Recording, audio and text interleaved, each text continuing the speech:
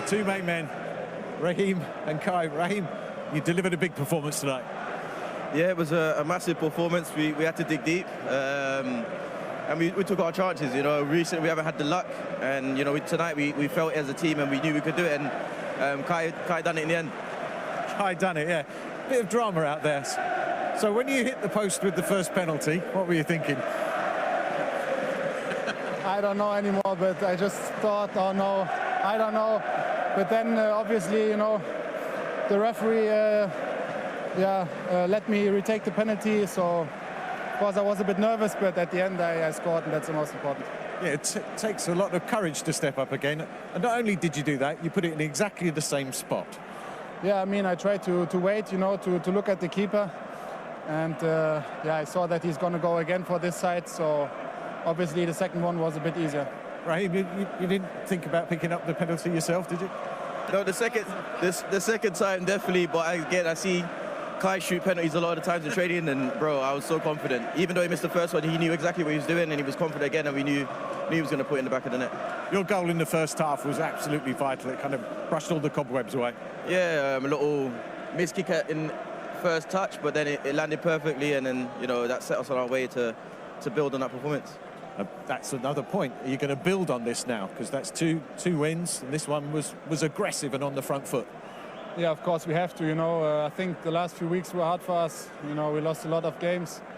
So today was important for us because we know the Champions League is an important tournament. So it's our last tournament we're in at the moment. So we have to give everything for that.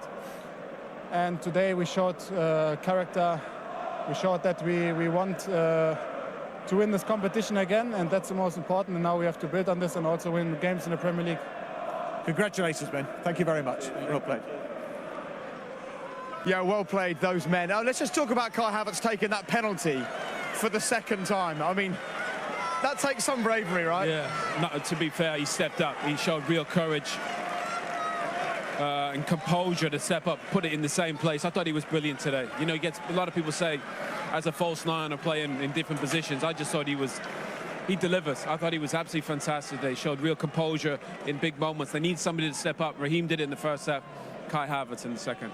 Imagine before leading into this game, the last few months, these players, not only the manager's been under a lot of pressure, the players as well, being criticised. A lot of these players have been used to success, been used to being called greats and good players consistently well. But they've had a period of time where it's been, the finger's being pointed at them, what are you going to do? And this is a moment today where they can look at it, and you can sense it with the players, the smiles on their faces, what this kind of means to this club and what this means to the individuals as well. And they've got to take this on now. This feeling here, suck this up, take this in the change room and let it continue. Yeah, enjoy it. And there's a huge pressure to play for any top club, but in particularly Chelsea over the years, because you've known under the last regime, you lose 2 or 3, 4 games, the manager could be out the door, the new manager might not like you, so you're never comfortable. No one at this club's ever been comfortable, no players. So you take that couple with all of the change, all of the noise around it, and you get a performance like tonight. I thought there was a little sparks of it on Saturday. Little bits of patterns of play were starting to work. Kai Havertz coming into the game. Owen's right, he was absolutely outstanding tonight. Forget about, you know, what it took to take the penalty again and do that. But it's a big moment in the season, Jake. A huge moment for Chelsea, and I can see that, you know, you won't want to be playing Chelsea in the next couple of weeks. And you're right when you say it's a big moment. I sometimes get that fear that we slip into sort of talking in cliches or saying things that aren't necessarily true. And you could say that before this game, this is a season-defining match, but actually, beforehand, you would question it maybe. Afterwards, you think, it really feels like it, doesn't it? It really feels significant, Owen. Yeah, I mean, football's a roller coaster. Sorry. You okay? Nice to see you. You okay? Nice to see you. Football's a roller coaster. These guys have been on the roller coaster, by the way. 10 games unbeaten, and then they come here and they get knocked out. I think for Chelsea, you got to enjoy the good moments, because you get some bad ones as well. You know, you look at United, had a brilliant season so far, and all of a sudden you lose 7-0. Why are we bringing that up right now? That's a liberty. No, but wrong time. But you need to enjoy the good moments. This is a huge moment for Chelsea. They've had a difficult season. This could turn everything around for them. Absolutely. They are in the hat for the quarterfinals of this season's Champions League, and that is big, very big indeed for them. Right, just to let you know, we're going to take a quick break. After us this evening, we're on air for quite a while, but after us tonight, you can see the premiere of the new BT sport film Poundland, about what happened when those two men took control of this club and changed it. It says premieres tonight at 10:45. I think we might be on air slightly later than that now because we're going to hang around. We're going to hear from Graham Potter. We've got lots to go through and lots to talk about, but as soon as we finish this evening, you can see that BT Sport film. Don't forget also tomorrow you can see Champions League tonight. We've got another busy night of football coming your way, including can Tottenham now follow in Chelsea's footsteps and make it a really good couple of nights for London clubs. They are going into that game 1-0 down to AC Milan. Bayern Munich 1, PSG 0 is how it sits on aggregate going into the other game on BT Sport 2. So that's what's happening tomorrow evening in the Champions League, and happening right here is all the reaction to a really significant win for Chelsea. They've had back-to-back wins. They've scored 2 goals. They're in the quarter-finals of the Champions League, and it was, as we thought, a significant night for Graham Potter in the very best way. See you after the break. And here's Chilwell. Delivers a good ball in Sterling. Missed his kick. Still Sterling scores! Ben Chilwell. Early chance in the second half for Chelsea. They're appealing for a handball, and they are absolutely convinced, the Chelsea players, it's a penalty. Havertz against Maya. And Havertz hits the post. He's hit the woodwork for the second time tonight. Well, they're checking now for potential encroachment by Alexander Maya. So he might get a chance to take it again. He is going to take it again. It's incredible. Massive moment in this Champions League last 16 game. Same technique. This time he finds the corner. Coolest man in the place. Ice in the veins. Kai Havertz scores. Chelsea lead 2-0 on the night. Well, I'll tell you what, we felt the emotion in the stadium tonight, up in the studio. The fans were heading and kicking every ball. So what on earth was it like for the man at the centre of this, but unable to get on the pitch and play himself? Graham Potter joins us now, and he can tell us what it felt like to watch on from the sidelines and what was a really emotional and significant night for his football club this evening. Graham, thank you once again for joining us. Thank you. How do you feel? I'm not sure, to be honest. There's a lot of emotion in the body. As you can imagine, it was tense at the end, but I thought the boys were fantastic. Certainly first half, played really well, created some good opportunities, good chances. Just delighted for them that they can get the win, and great for everybody here. So arguably the most important goal of the season so far, the goal that does put you into the quarter-finals of the Champions League, and you couldn't even bear to watch. No, well, after the first one, I stood up and watched it, and then I thought, no, I'm going to sit down now. I'm going to just listen to the crowd, and thankfully the noise was there. Oh, yeah. What was that moment? How much did you know about the actual decision, the pivotal decision in the game to retake the penalty? Not massive amount, to be honest. I knew there was they'd encroached. Our assistant, who's better with the rules than me, so he explained that they've encroached, and we got a little bit of luck there, I guess. Let's have a look at it, actually, because it's one of those things. And Joe, look, you love this football club. You know, you made the point that with the encroachment situation, let's have a look at the encroachment, because you were saying that you sort of understand it, but you don't like it. Well, you prefer to see big games like this decided with moments of magic, not on little laws in the rule. When they go in your favour like they did tonight, we'll take it. Lovely. But we was in the studio. We didn't. You know, we had to get Peter to come on and explain to us about the encroachment and the fact that it come in. And Kai, when he's missed it, there's Orkan just encroaching there. But both sets of players in the box. One of them, if it would have gone off to the other side, it wouldn't have been. It would have just been a missed penalty. So the point is that he was the player that you take them when you get them, Jake. I know you don't like it, Owen, but well, no. I mean, there's lots of bodies in there, but because he's the one that actually clears it, that's why it's a retake. And look, sometimes you need a bit of luck. We've seen in the Champions League, the games are decided by such fine margins, but credit Kai Havertz stepping up, missing the first one. The composure and confidence to take that is crazy. Did you expect him to step up and take the second one? Confidence in the lad? Well, it was him or Reece, to be honest. And we were thinking, I think sometimes they've got to feel it on the pitch and decide between them. We've obviously got confidence in Kai. Happens that you miss one, but I was just delighted. Even though I wasn't watching it, I was just delighted when I heard the roar.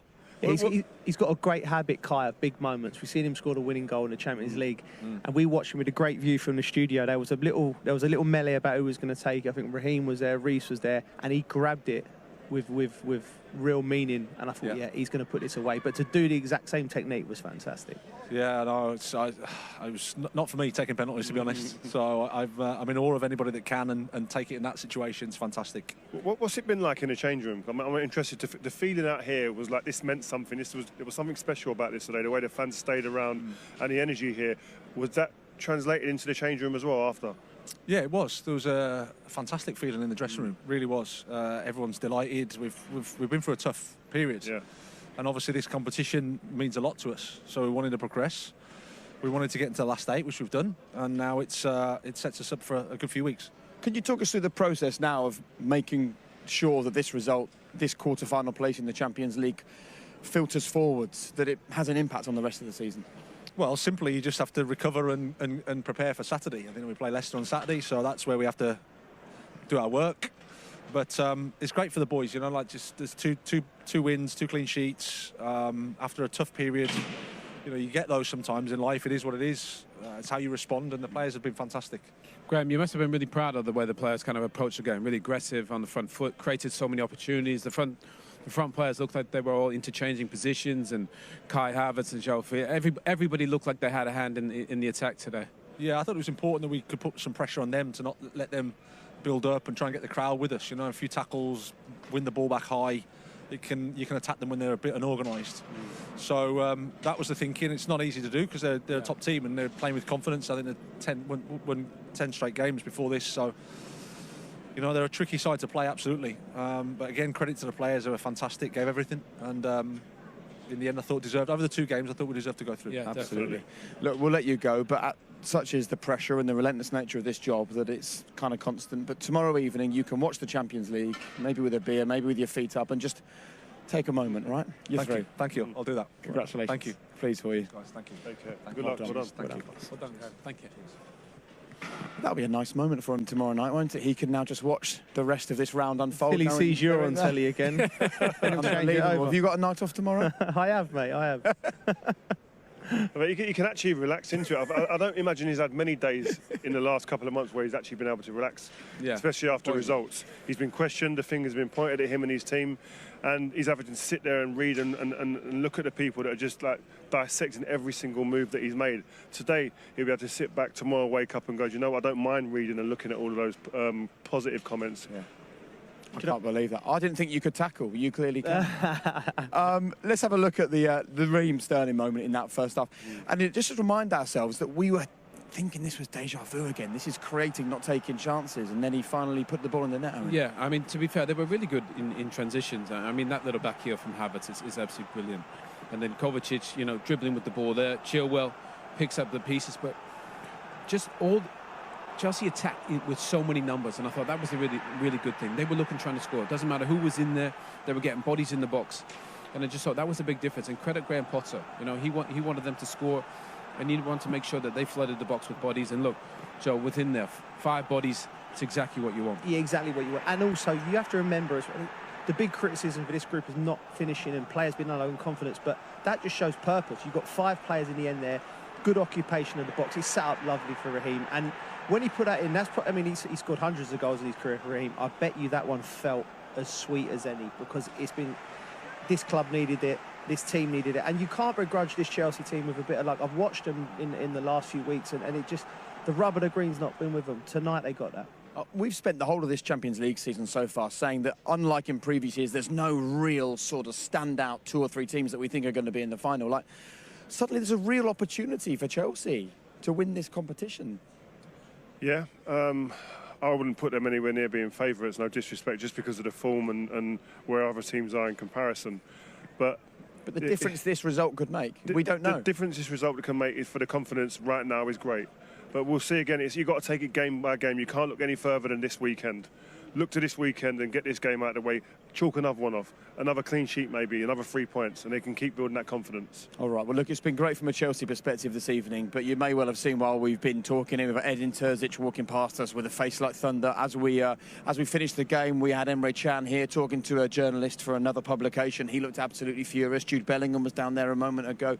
he looked downcast as well. We'll get all the reaction from Dortmund because it was a really disappointing night for them. They're out of the Champions League. They came here with a first leg advantage, but it's all over. And after the break, we will hear from Jude Bellingham and get all the reaction from Dortmund after this win for Chelsea this evening, sealed by that man's second penalty. The first one hit the post. The manager couldn't watch, but he had the bravery to step up, do exactly the same again, just with a slight tweak. That time, it went in, it counted, and it puts them in the quarter-finals.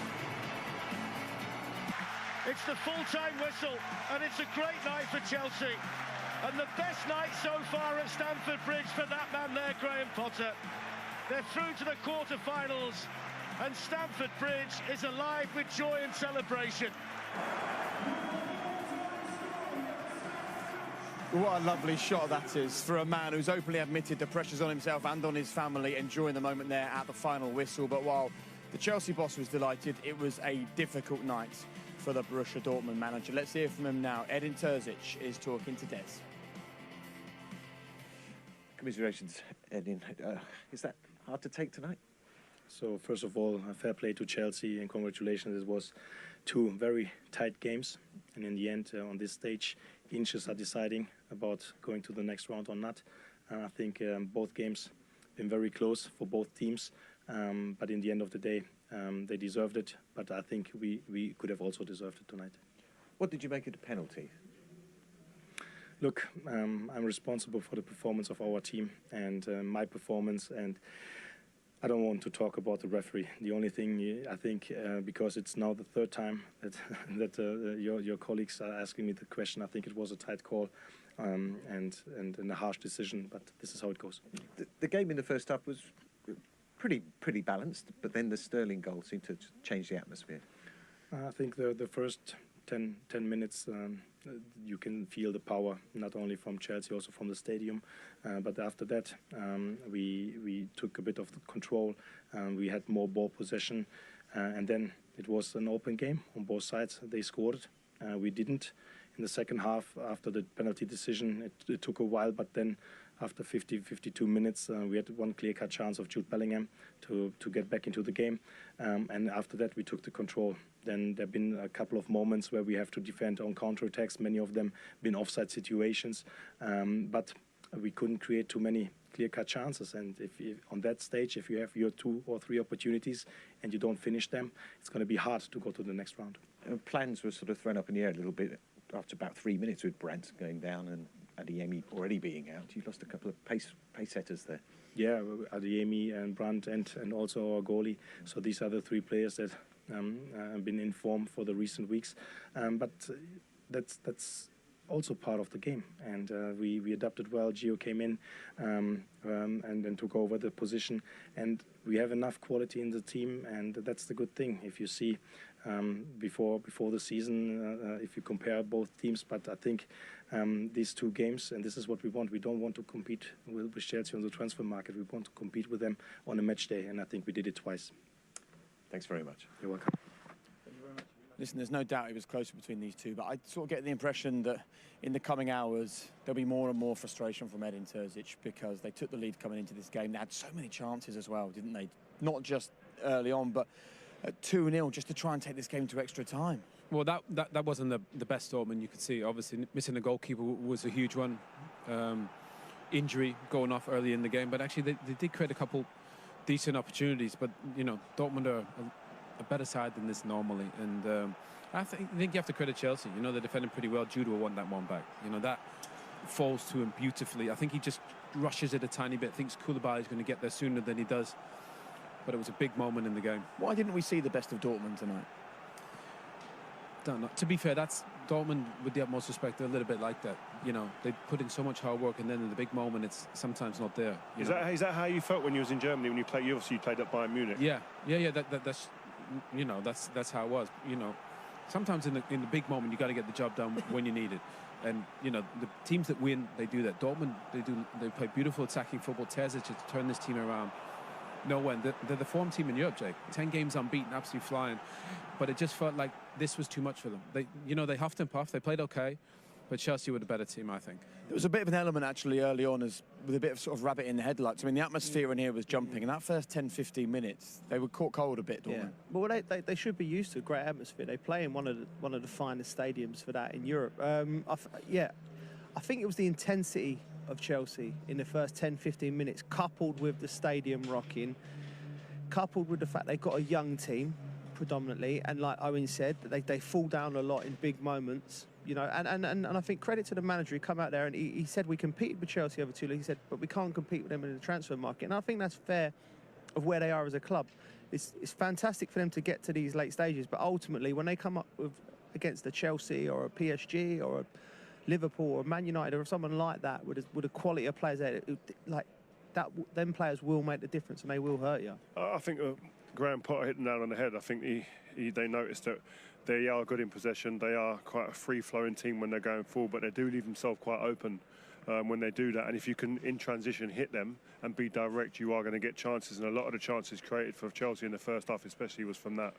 And of all the frustration for Dortmund, you said that probably the biggest is going to be the fact that Chelsea scored, not just from a penalty, but from a retaken penalty following an encroachment. And after the match, actually, Des put that very question to Jude Bellingham. Here was his answer. What do you make of the penalty? Not necessarily the first one, but the second chance. Well, I've not really seen the incident back. I don't know if I'm going to get to it there, but I've not seen the incident back. From where I was, it looked like it was pretty close, and you know, I'm not sure what more he can do with the hands. But let's have a look. It was close proximity. We're just having a look at the replay there. I mean, yeah, it's a yard or two away. I'm not too sure, but yeah, I don't want to get in trouble. I've paid enough to them lot. So, but yeah, I think that in itself was disappointing, and then the fact that they've had a retake, I think it's a joke. I think for every penalty, especially when he has such a slow run up, there's going to be people encroaching to the yards, to the box by a yard or so. But that's the game, I suppose. He's made the decision, and we've had to live with it. I think the conversation tonight isn't about whether the referee did or didn't make the right decisions on the pitch, despite the protestations and the frustrations from Dortmund. It's whether the laws of the game are how we would want them to be. Actually, Jude made a really good point, actually. If the run-up's that slow, it puts a lot of pressure on everybody kind of waiting to get in there. You know, you think he's going to shoot, and then he delays, and he's looking at the keeper. Part of the game. And I know, but you're already there. I'm not a fan of that rule, that, you know, encroachment. What is he encroached by? Well, look, let's have a look at the handball first of all. I mean, I think if you were playing today, you'd be spending your whole life trying to flick the ball onto an opponent's arm from 2 yards out. I'm surprised players are not. You know, you're getting into if you're in a position like Ben Chilwell finds his, you know, as long as he bends it around the silhouette, which he tries to, it hits an arm, you've got half a chance of getting a penalty. I mean, all of us looked at it in.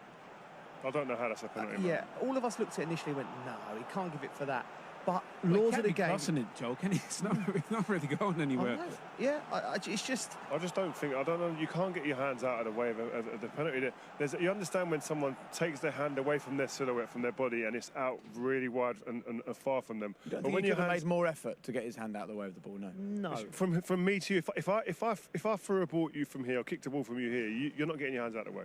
Simple as that. It's just the way it is. Yeah. But listen, we understand there are laws in the game, but some of the laws are made to look ridiculous sometimes when you see them play like that. Yeah. How do you feel when the referee watches it on the VAR monitor and sees it in super slow motion? Because I think that also he obviously ain't played football. That doesn't give a real. He ain't played football. Yeah, I mean, yes, that's what I mean. This is it. This is what he saw. What I would say to about the referees and the rule makers is tough. They're trying to make a rule black and white, and that's a grey area because a footballer will know from that close in, you're trying to shut down the cross.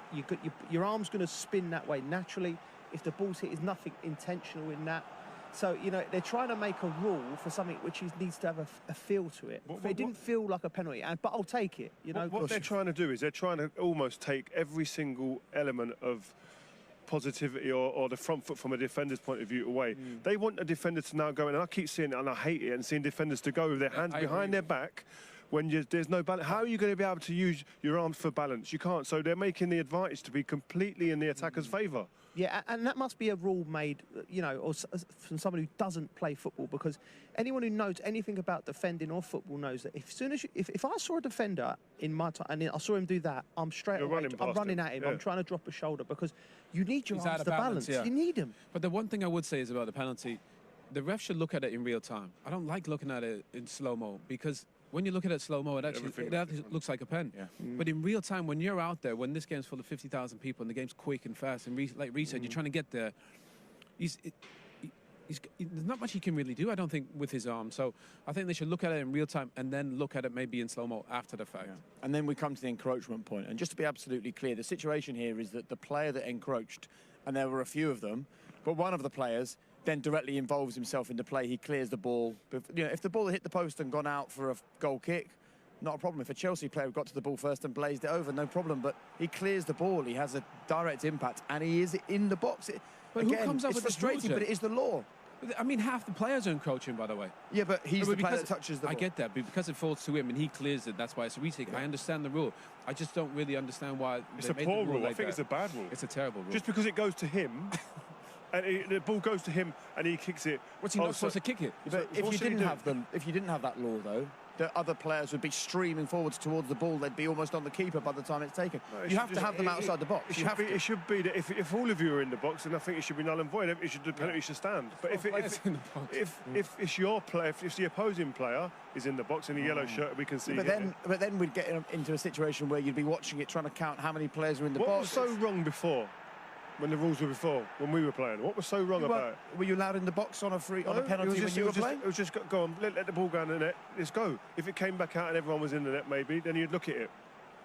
It's because we've now got VAR. We have the opportunity to see these back. There would have been many moments like this in your career, but we don't see them back. Overdoing it. Almost every player's in there. Yeah.